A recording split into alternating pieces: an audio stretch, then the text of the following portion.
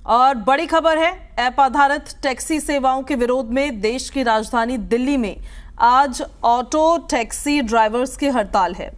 आज और कल दिल्ली एनसीआर के 15 से अधिकारी यूनियंस ने हड़ताल का समर्थन किया है। बड़ी खबर आपको बता रहे हैं, राष्ट्रीय राजधानी दिल्ली 22 अगस्त और 23 अगस्त ऑटो और टैक्सी चालक हड़ताल कर रहे हैं और इस वजह से कई बड़े परिवहन मुद्दों का सामना आपको करना पड़ सकता है। यह हड़ताल जो ऐप आधारित टैक्सीज होती है, जैसे ओला, उबर, इस तरह के जो ऐप्स होते हैं जिससे आप अपनी टैक्सी बुक करते हैं अपने डेस्टिनेशन पर पहुंचने के लिए, दरअसल उन्हीं के विरोध के रूप में यह हड़ताल हुई है, जिसमें दिल्ली एनसीआर की 15 से ज़्यादा यूनियन शामिल हैं। ऑटो और टैक्सी चालकों की कम कमाई हो रही है, उनकी आजीविका पर इससे प्रभाव पड़ने की वजह से ये चालक संघ ऐप आधारित कैब सेवाओं के प्रतिकूल प्रभावों के खिलाफ विरोध प्रदर्शन कर रहे हैं। और तस्वीरें भी अब धीरे धीरे सामने आने लगी है। यात्री परेशान हो रहे हैं। आज और कल हड़ताल रहने वाली है।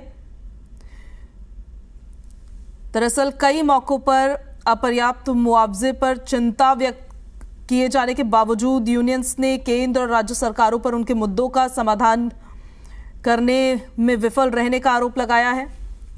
कहते कई सालों से इन समस्याओं को लेकर हम सरकार को बता रहे हैं, लेकिन कोई समाधान नहीं निकाला जा रहा है। और इस खबर पर ज्यादा जानकारी के साथ हमारे सहयोगी सैयद मुबश्शिर हमारे साथ फोन लाइन पर कनेक्ट हो गए हैं। सैयद, असर किस तरह का पड़ता हुआ नजर आ रहा है इस हड़ताल की वजह से? बिल्कुल पूजा, देखिए आज दिल्ली में तकरीबन 4 लाख ऐसे टैक्सी हैं जिनको जो सड़कों पर नहीं होंगे। यानी कह सकते हैं कि 15 से अधिक टैक्सी यूनियंस हैं, जो ऑफिशियली टैक्सी यूनियंस हैं, वो पूरी तरीके से सड़कों से गायब है। क्योंकि कहीं ना कहीं आम जनमानस को इसके लिए एक बड़ी जो है तैयारी करके, घर से अगर आप निकलते हैं तैयारी करके निकलिए, किसी हिसाब से टाइम को मैनेज करके निकलिए, क्योंकि 4 लाख के आसपास टैक्सी आज जो है वो सड़कों पर दिल्ली एनसीआर की सड़कों पर नहीं होंगी।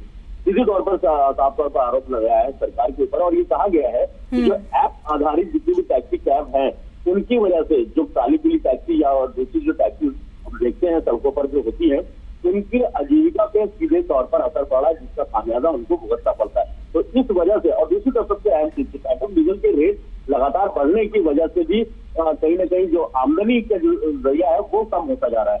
यानी सीधे तौर पर आज और कल यानी 22 अगस्त और 23 अगस्त 2 दिन दिल्ली एनसीआर में टैक्सी की हड़ताल देखने को मिलेगी। इसमें काफी ज्यादा जो है सेवाएं जो है वो बाधित होने के आसार नजर आ रहे हैं। फिलहाल जिस तरीके से 2 दिन का ये हड़ताल बुलाई गई है, उसमें जितने भी दिल्ली एनसीआर के अंदर जो 15 से ज्यादा ऑफिशियल यूनियंस हैं, वो उन्होंने पूरी तरीके से इस हड़ताल का समर्थन किया है और अपने टैक्सी और सड़कों को उतारने के लिए बिल्कुल पूरी तरीके से मना किया है। ये साफ तौर पर है कि जिस तरीके से लगातार, चाहे वो टैक्सी हो, चाहे वो गुड्स कैरियर बड़ी गाड़ियां हो, ये इस बात को लेकर आते हैं कि किराए भाड़े में बढ़ोतरी की जानी चाहिए। लेकिन पिछले कई लंबे समय से इस चीज को देखा गया पूजा की इनमें बढ़ोतरी नहीं हुई। डीजल के रेट, पेट्रोल के रेट, सीएनजी के रेट लगातार बढ़े गए। ये एक बड़ी वजह कही जा सकती है कि आज दिल्ली एनसीआर वालों को काफी दिक्कतों का सामना करना पड़ सकता है।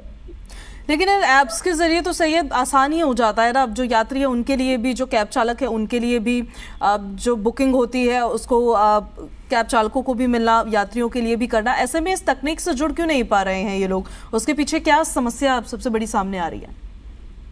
ये तो सबसे अहम चीज है, मुझे समझना होगा कि दिल्ली में ऐप आधारित जो टैक्सीज हैं उनके नंबर कितने हैं और जो बगैर ऐप के हैं उनके नंबर कितने हैं।